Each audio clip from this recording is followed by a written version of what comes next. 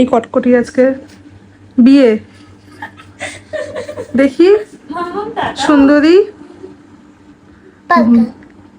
ঘুম থেকে উঠে এসছে। কি প্ল্যানিং রেডি আছে আজকে?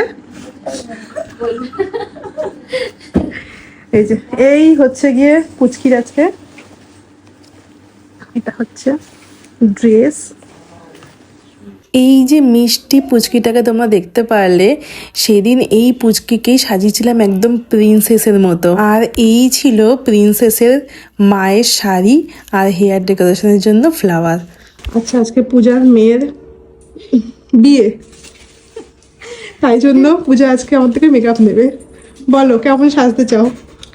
যেটা তোমার পছন্দ হবে, যেটা আমার মুখের ফেসের সাথে যাবে, সেটা যাতে সুন্দর লাগে, ভালো লাগে। আর কতদিন আগে আমাকে বুক করেছো?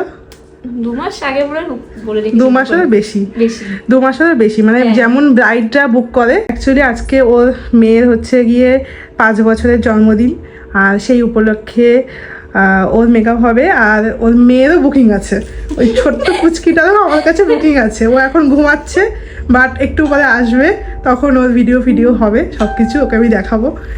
আমার ক্লায়েন্ট পূজার কিন্তু কোনো ডিম্যান্ড ছিল না মেকআপ নিয়ে, ও সম্পূর্ণটা আমার ওপরেই ছেড়ে দিয়েছিল। বলেছিল দিদি তুমি তোমার পছন্দ মতো আমাকে সাজিয়ে দাও, কিন্তু ওর একটাই ডিমান্ড ছিল যে ও একটু ওপেন হেয়ার চেয়েছিল, যেটা কার্লসের মধ্যে। তাই আমি আমার পছন্দ মতো একদম একটা নিউড স্যাটেল বাট গ্লোয়িং একটা মেকআপ আমি ওকে সেদিন প্রোভাইড করেছিলাম। আর ওর শাড়িটা ছিল জাস্ট অসাধারণ, একদম হোয়াইটের ওপর কাজ করা, আর ভীষণ সুন্দর ছিল শাড়িটা। আর আমারও হোয়াইটে খুব একটা কাজ রিয়েল ক্লায়েন্টে হয় না, বাট ও যখন শাড়িটা আমাকে ফটো পাঠিয়েছিল দেখার জন্য, আমি তো মানে জাস্ট দেখেই বলেছিলাম দারুণ লাগছে, খুব সুন্দর। পূজাকে এতটা রেডি করার পর আমি ওকে বলেছিলাম যে তুমি একটু ওয়েট করো, আজকে প্রিন্সেসকে রেডি করে নিই। তো এই হচ্ছে প্রিন্সেসের ড্রেস।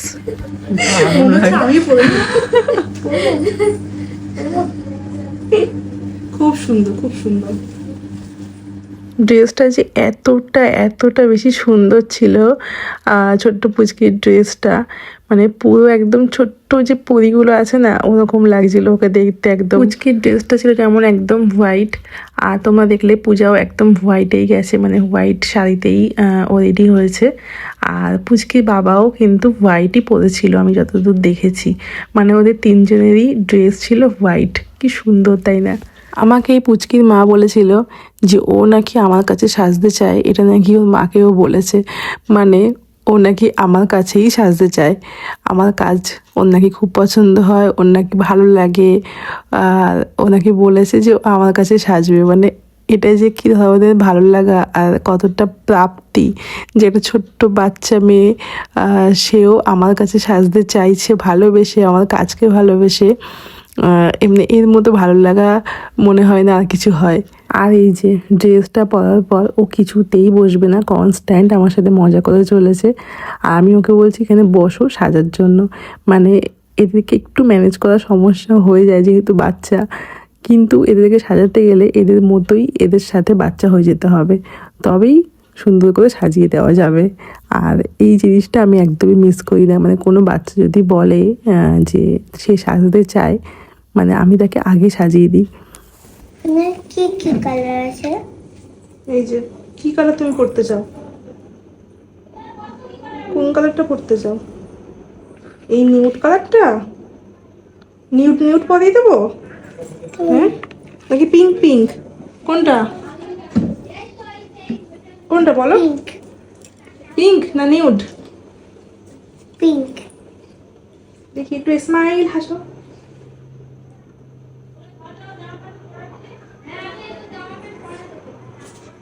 কার্টুনে শুধুই সেজে বেড়ায়, আর বাচ্চাদের ওদের কোলে উঠে আমি ক্লান্ত করে দেবো ওদের, আর নামতেই চাইবো না দিদির মতন।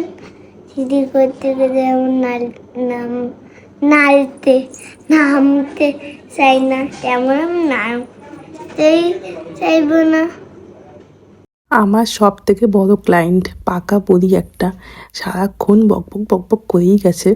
আর একদম তোতা পাখির মতো টুকটুক করে কথা বলে সব সময়। আর ওকে আমি মানে ওর কথা শোনার জন্য আমি নিজেই ওর সাথে বকছিলাম। মেকআপের সময় কথা বলে গেছে, বাট লিপস্টিকের সময় যখন আমি ওকে বলছি একটু চুপ করো, চুপ করে বসো, তখনও বকবক করছে মাঝে মাঝে। আর মাঝে মাঝে এমন করছে যে মজা করে বদমাইশি করে লিপস্টিকের তুলিটা ঠোঁট দিয়ে চেপে ধরছে। মানে এই বাচ্চাদের সাজাতে যে কত কিছু ফেস করতে হয় সেটা আমরাই জানি। আরে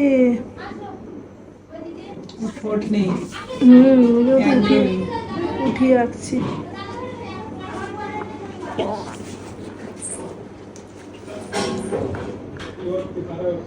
বাচ্চাদের সাজাতে খুবই সমস্যা। অনেক বড় ক্লায়েন্ট আমার। এরকম ক্লায়েন্ট কি আমি কিছু করতে পারি? আমি এরম করে ধরে নিয়েছি তুলিটা। ওরকম বদমাইশি করলে কিন্তু হবে না, লেগে যাবে। দেখছো, দেখো কেমন বদমাইশি করছে। ফরমাইশি করবে। বদমাইশি করলে না সাজিয়ে দিদি চলে যাবে, তখন কি হবে? প্ল্যান রেডি করা আছে। আচ্ছা আছে। কি আছে? আর এই হচ্ছে পুচকির মেকআপ কমপ্লিট করার পর ওর হেয়ার আর ক্রাউন সেটের পরে একদম ফাইনাল লুক, একদম ছোট্ট একটা পরি। খুব সুন্দর লাগছে। আয়নায় তাকিয়ে দেখ। আচ্ছা তোমার কেমন লাগছে একটু বলো। ভালো লাগছে?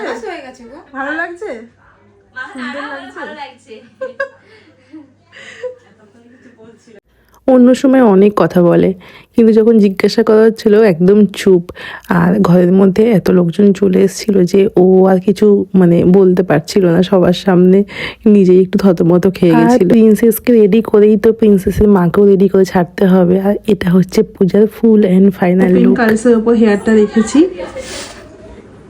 ওপেন কালসের উপর হেয়ারটা রেখেছি।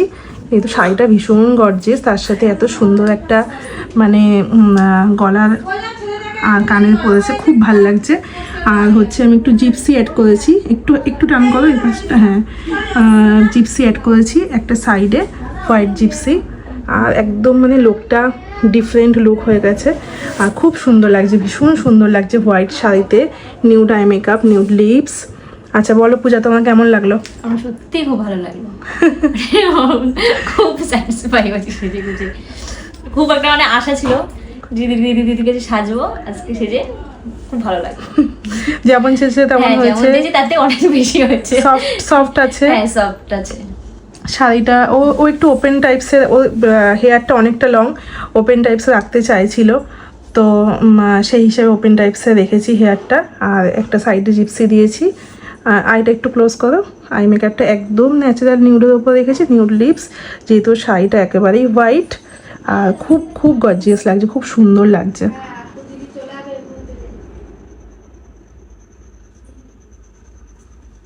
তো হ্যাপি তো, স্যাটিসফাইড? অবশ্যই।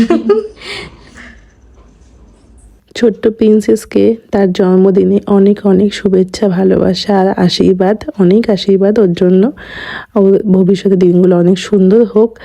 আর পূজাকে আর আমাদের এই ছোট্ট প্রিন্সেসকে তোমাদের কেমন লাগলো অবশ্যই জানিও। আর তোমাদের স্পেশাল ডেতে এমন সুন্দরভাবে সাজার জন্য, দিনটাকে আরও বেশি স্পেশাল করার জন্য অবশ্যই আমাকে বুকিং করতে পারো, আমার সাথে কন্ট্যাক্ট করতে পারো।